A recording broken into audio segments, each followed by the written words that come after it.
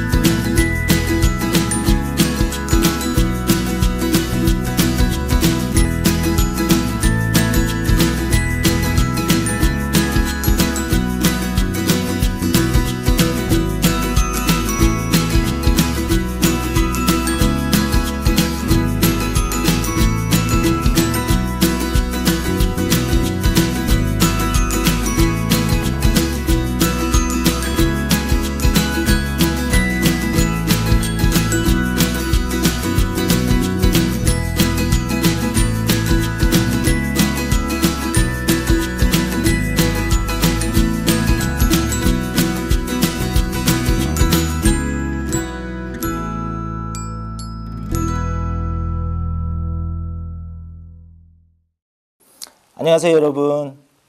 친절한 무역실무, 무역실무 강사 김용수입니다.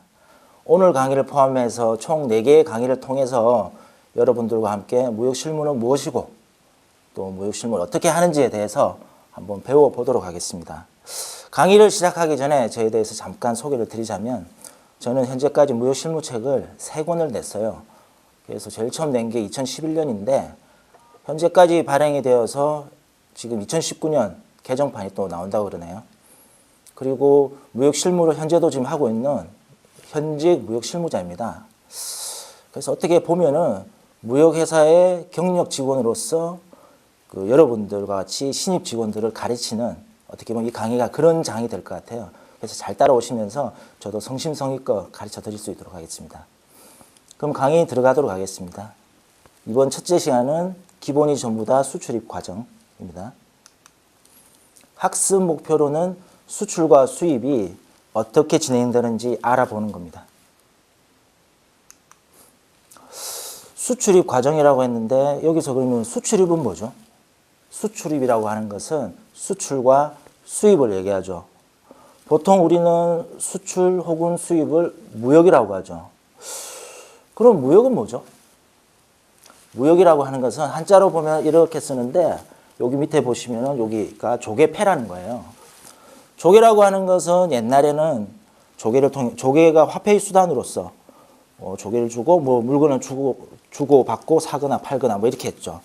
그래서 저 조개라는 의미를 돈 될 만한 것이라고 해석하시면 되겠습니다. 그리고 뒤에 이게 역자가 있는데 이 역자는 바꾸다는 의미예요. 그러니까 돈 될 만한 것을 바꾸는 것이 무역이라는 원뜻이죠. 근데 지금은 이제 약간 뜻이 바뀌어가지고 국제 간의 거래에 있어서 물건을 사거나 팔거나 하는 의미로 됐죠. 그래서 영어로는 트레이딩이라고 하죠. 트레이딩이란 말이 그거죠. 교환하는 거, 바꾸는 거, 돈을 주고 물건을 받거나 하는 어떤 그런 것들. 이걸 트레이딩이라고 하고 여기다가 앞에는 국제적인이라는 의미가 또 영어가 붙어가지고 인터내셔널 트레이딩이라고 하죠. 네, 발음 좀 되나요? 그리고 제품의 수출 및 수입과 관련된 실제적인 업무를 수출입 실무라고 합니다. 즉 무역실무라고 하는데 수출이라고 하는 것은 내가 가지고 있는 제품을 해외에 판매하는 것, 그리고 수입이라고 하는 것은 해외에 있는 제품을 내가 구매하는 것이죠. 즉 내가 가지고 있는 제품을 판매하기 위한 실제적인 업무가 수출 실무고 해외에 있는 제품을 내가 구매하기 위해서 실제로 해야 되는 업무가 수입 실무죠. 합쳐서 수출입 실무라고 하고 무역 실무라고 하죠. 네. 그리고 제품이 수출되어서 수입되는 과정을 수출입 과정이라고 하고 이 과정을 이번 시간에 배울 겁니다. 자, 그러면은 수출하고 수입이라고 하면은 참 막연하죠. 안 해본 분들이 태반일 거예요. 근데 실제로 수출하고 수입이라고 하는 것은 우리가 그 비슷한 걸 많이 해오고 있어요. 수출은 앞서 얘기 드렸죠. 수출은 내가 가지고 있는 제품을 해외에 판매하는 거랬죠. 판매. 그리고 수입은 해외에 있는 제품을 내가 구매하는 거랬죠. 구매.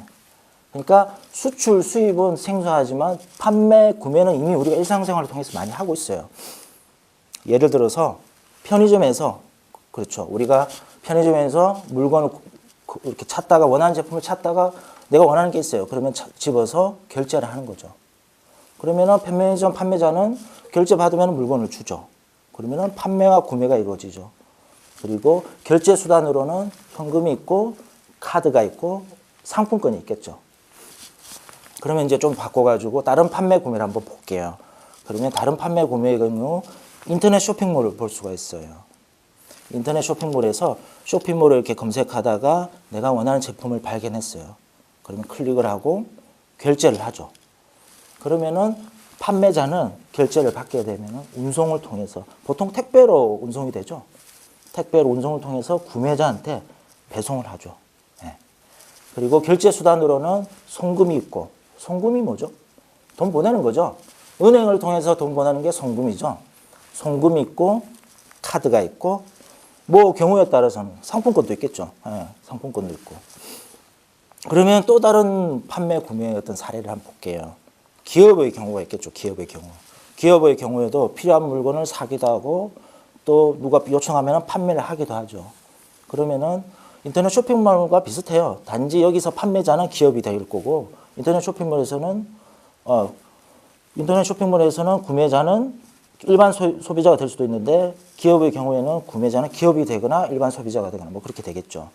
그리고 인터넷 쇼핑몰과 비슷한 것처럼 결제도 송금하고 어음이 있고 결제가 이루어지면 판매자는 뭐 택배나 아니면은 트럭이나 기타 운송수단을 통해서 구매자한테 배송을 하겠죠. 여기서 송금은 앞서 얘기 드렸죠. 은행을 통해서 돈 보내는 것. 그러면 어음은 뭐죠? 네. 어음은 또 모르시는 분 조금 생소하실 수도 있어요. 이게 기업 용어고 하기 때문에 경제 쪽 용어고 하기 때문에 좀 모르실 수도 있는데 이게 우리나라에서 좀 많이 쓰이는 수단이에요. 그러니까 일종의 이제 외상의 일종인데 이게 뭐냐면은 지금 당장 돈이 없으니까 30일 있다가 혹은 60일 있다가 내가 물건값을 줄게 라고 하는 것을 말로만 하는 게 아니고 종이로 작성을 해서 주는 거예요.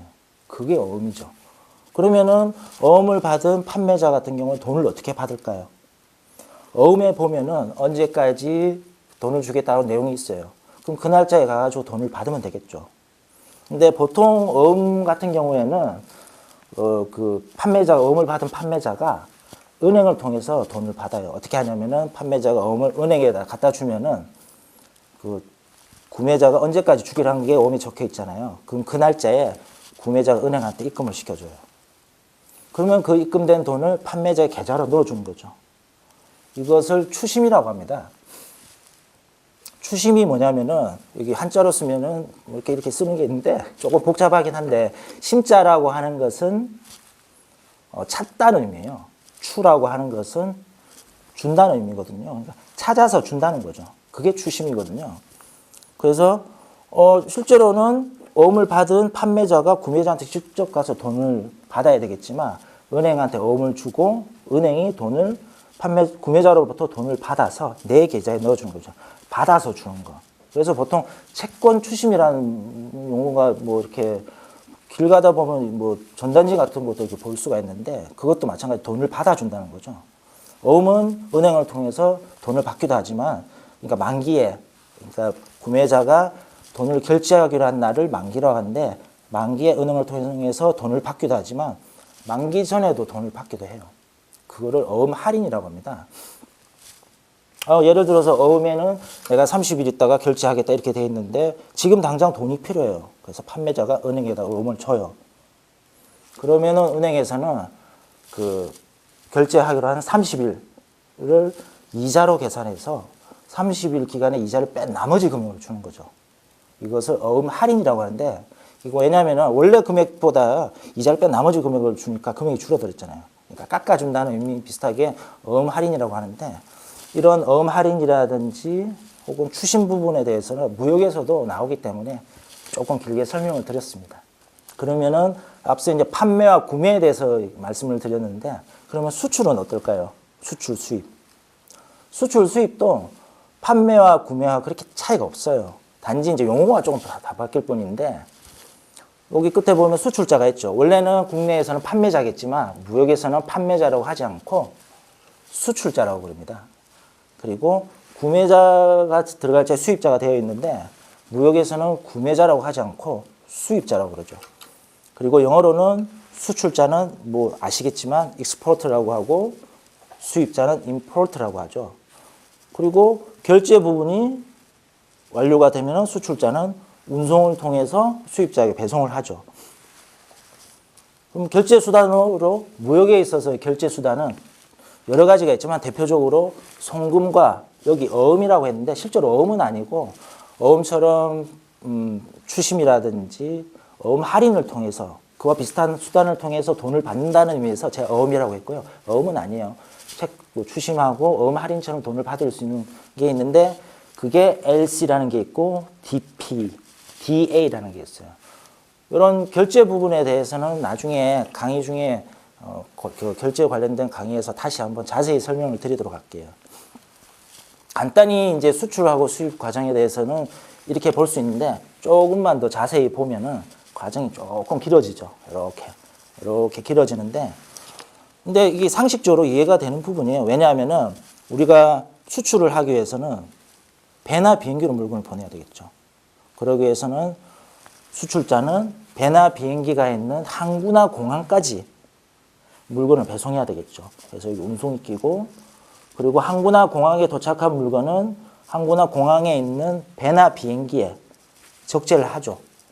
적재를 하고 그리고 배나 비행기에 실린 물건은 운송을 통해서 수입지, 항구나 공항까지 배송이 되죠. 그리고 수입지, 항구나 공항까지 배송이 된 물건은 운송을 통해서 수입자에게 배송이 됩니다. 이것이 수출된 화물이 수입되는 과정입니다. 여기서 보면은 운송이 한 번, 두 번, 여기 또 세 번이 있죠. 그래서 여러 가지 운송이 이렇게 있기 때문에 좀 구별하기 위해서 국내에서 이루어지는 운송을 국내 운송, 그리고 해외까지 운송되는 것을 국제 운송이라고 합니다.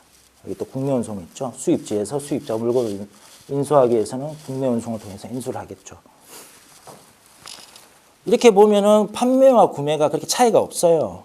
그런데 결정적으로 한 가지 딱 차이가 있는 게 있어요. 자, 여기 밑에 빨간 사각형으로 해놨죠. 통관이라는 게 있어요. 통관.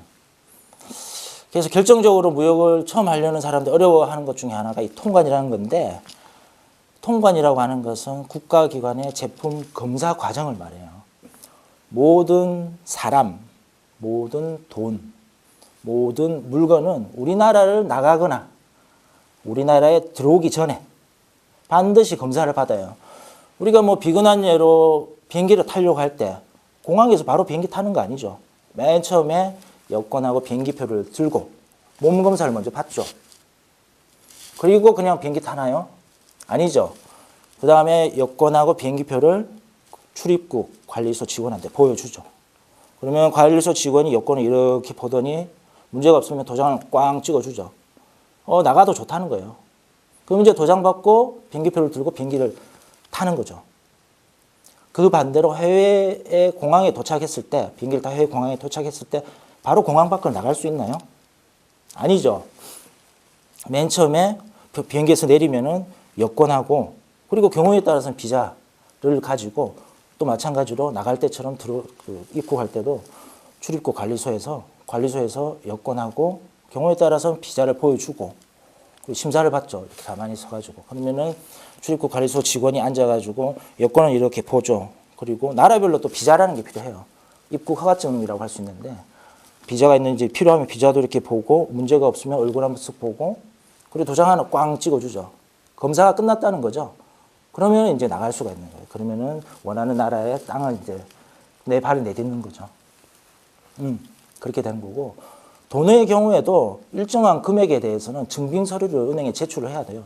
은행을 통해서 송금을 하고 은행을 통해서 돈을 받는데 내 일정한 금액에 대해서는 송금을 하거나 입금을 받기 전에 반드시 증빙 서류를 내야 되는데 이 증빙 서류에서 증빙이라는 말은 믿을 만한 증거, 즉 이 돈이 왜 나가는지, 이 돈이 왜 들어오는지에 대해서 설명할 수 있는 서류가 증빙 서류인데 금액에 따라서 은행에서 증빙 서류를 요구해요.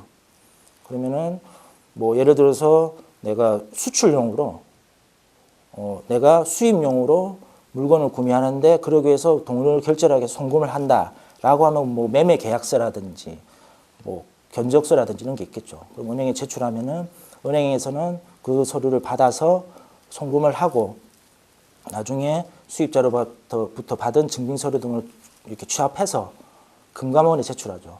금감원은 금융감독원이라는 그 기관인데 금융감독원에서 그 제출받은 서류를 검토하고 뭐 이런 식의 어떤 과정이 거치겠죠. 사람, 돈 외에 물건도 사람처럼 그 검사를 받아요. 그 검사를 받는데 사람의 경우에는 출입국 관리소에서 하고 그리고 물건의 경우에는 세관이라는 기관에서 검사를 해요.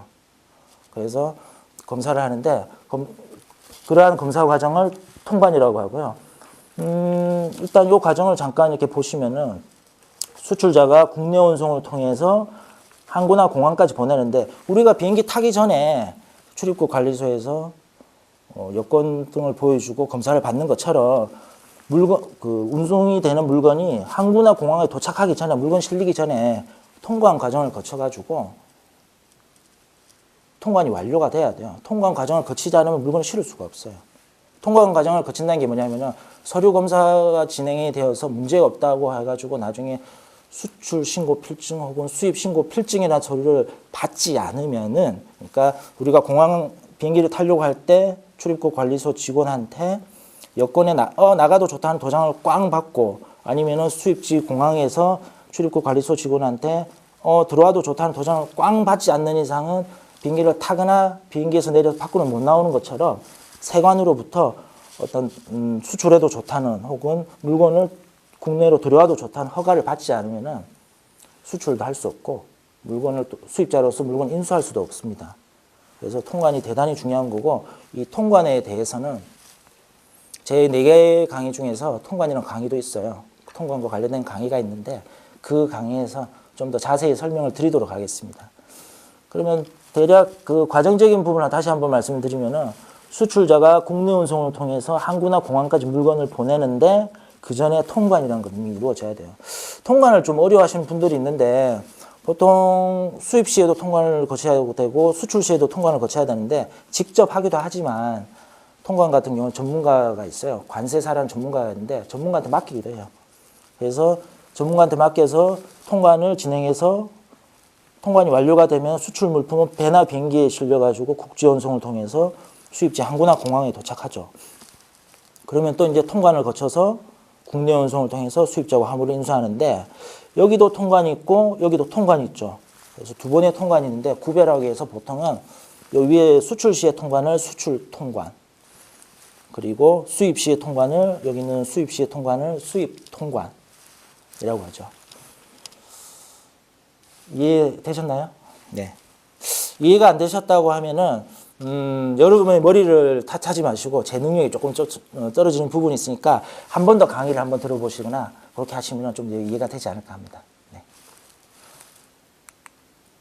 마지막으로 요거는 수출입 과정하고 조금 관련이 있어서 제가 이렇게 덧붙인 부분인데 현불, 착불, 운송비 별도 그리고 인코통지라는 강의입니다. 그런 내용인데 여기서 앞서 인터넷 쇼핑몰에 대해서 말씀드렸죠. 그때 판매자하고 구매자가 있고 운송을 택배로 한다고 이렇게 했는데 이 운송비를 누가 부담하느냐에 따라 가지고 현불, 착불 혹은 운송비 별도라고 이렇게 실무에서 국내에서 판매하고 구매할 때 이런 용어들을 쓰는데 현불이라고 하는 거는 뭐냐면은 판매자가 운송비를 지불하는 거예요. 네. 그러니까 뭐 계약서라든지 이런 데에 현불, 운송비는 뭐 현불 이렇게 해놓으면 판매자가 운송비를 지불하는구나 이렇게 이해하시면 되고 착불이라고 하는 것은 착은 도착한다는 말인데 착불이라고 하는 것은 구매자가 운송료를 지불한다는 거예요. 그러니까 아까와 마찬가지로 계약서라든지 견적서에 운송비 착불 이러면은 구매자가 운송비를 지불하는구나 이렇게 이해하면 돼요. 그리고 견적서나 이런 데에 운송비 별도라는 게 있어요. 그러니까 견적서에 제품이 있고 제품 금액이 있어요. 그리고 밑에 운송비 별도라고 되어 있으면 여기에는 운송비가 포함이 안 되어 있는 제품 가격이구나 이렇게 이해를 하면 되겠죠. 그와 반대로 운송비 포함이라고 되어 있으면 이 제품 가격에는 운송비가 포함된 거구나 라고 이해하시면 되겠죠. 그러면은 수출하고 수입에 있어서 현물, 착부, 운송비 별도는 어떻게 쓸까요? 수출하고 수입은 판매와 구매보다 조금 복잡하다고 했죠. 지금 과정을 보시면은 이렇게 되죠. 이렇게 돼요. 이렇게.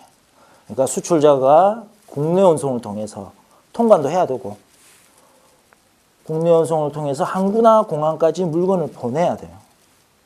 그런 후에 국제 운송을 통해서 항구나 공항까지 보내고 거기서 통관을 거친 후에 국내 운송을 통해서 수입자가 물건을 인수하는데 여기 보면은 이 과정들이 다 돈이에요. 다 돈이에요. 보시면은 국내 운송을 하죠. 그럼 국내 운송비가 발생하겠죠. 통관을 내가 안 하고 관세사를 통해서 하면 또 통관 수수료가 나와요. 그리고 항구나 공항에 도착한 물건들은 그냥 그대로 있는 게 아니고 이동을 해요. 그러면 이동과 관련된 어떤 갖가지 비용이 또 발생을 하겠죠. 국제 운송을 하게 되면 또 국제 운송료가 나오고 또 항구나 공항에 도착하면 또 물건 이동하고 이러면 또 비용이 나오고 통관할 때 비용이 나오고 국내 운송할 때 비용이 나오고 막 이렇거든요. 이러한 갖가지 비용들을 국내에서의 판매와 구매처럼 현물, 착부, 운송비 별도 이런 식으로 어떻게 기재를 할까요? 머리 아프죠? 예. 실무자들 머리 아플 거예요. 그러면은 뭐 어떻게 해가지고 영어로 뭐 아는 뭐 아주 현란한 문구로 해가지고 수출자하고 수입자가 합의를 봤어요. 문구로 이렇게 하고 운송비용이라든지 이런 거는 이렇게 하기로 하자라고 합의를 보고 그 컨트랙트 매매 계약서 있죠. 거기에다가 이제 막 쓰는 거죠. 합의된 내용을. 근데 정작 이제 실제로 무역이 이렇게 진행이 되고 수출 수입이 진행이 되다가 트러블이 생긴 게 뭐냐면은 계약서에 원래 썼던 그 내용은 내가 의도했던 게 그 내용이 아니고 이렇다. 글자 내용은 그렇지만 그 이면의 내용은 이런 의미다. 라고 이렇게 이런 어떤 분쟁이 생길 수가 있다고. 왜냐면은 우리말을 할 때도 다르고 다르고 조금의 말이 달라지면 전혀 다른 의미가 되잖아요. 하물며 영어는 더 그렇거든요. 그래서 이러한 어떤 그런 뭐 트러블이라든 분쟁 부분이 생길 수가 있기 때문에 ICC라고 하는 그런 그 국제적인 국제상업회의소라고 하는 곳이 있는데 거기서 딱 정했어요. 현불, 착불, 운송비 별도처럼 명확한 용어를 딱 정했어요. 그래서 예를 들어서 수출자가 항구나 공항까지 책임을 지고 비용하고 책임을 지고 물건을 보낸다 할 때는 이 용어를 써라. 그리고 뭐 수출자가 수입지 항구나 공항까지 발생하는 비용을 수출자가 한다고 할 때는 이 용어를 써라. 라고 해가지고 총 11개의 용어를 만들었어요. 그래서 수출자가 수입자가 합의해가지고 나는 이번 어떤 그런 거래에서는 항구나 공항까지 수출지 항구나 공항까지 물건을 배송할 때 드는 비용하고 책임을 내가 부담하겠다. 라고 할 때는 그 인코텀즈 그 ICC라고 하는 것에서 만든 그 용어 중에 하나를 선택을 하면 돼요. 예. 그래서 하면 되는데 아까 말씀드렸던 총 11개의 용어들을 무역에서는 인코텀즈라고 합니다. 인코텀즈라고 하고 좀 다른 말로는 가격 조건이라고 하기도 하고 정형 거래 조건이라고 하기도 하는데 제가 총 4개의 강의를 하다 보니까 이 부분까지는 실체를 못했어요. 그래서 제가 하는 강의에는 이 인코텀즈에 대한 강의는 없는데 대신에 제가 유튜브에 강의를 하나 만들어서 올려놨어요. 그래서 인코텀즈에 대한 대략적인 내용을 아시고 싶으면은 유튜브에서 친절한 무역 실무 이렇게 치시면은 인코텀즈에 대해서 인코텀즈의 하나인 FOB라는 그 인코텀즈 중에 하나인 내용에 대한 강의를 만들어 놨으니까 그걸 참고하시면 되겠습니다. 이상이 수출입 과정에 대한 어떤 강의였고요. 그리고 또 인코텀즈에 대해서 간략히 말씀드렸고요. 다음에는 또 다른 강의로 여러분들과 함께 공부해 보도록 하겠습니다.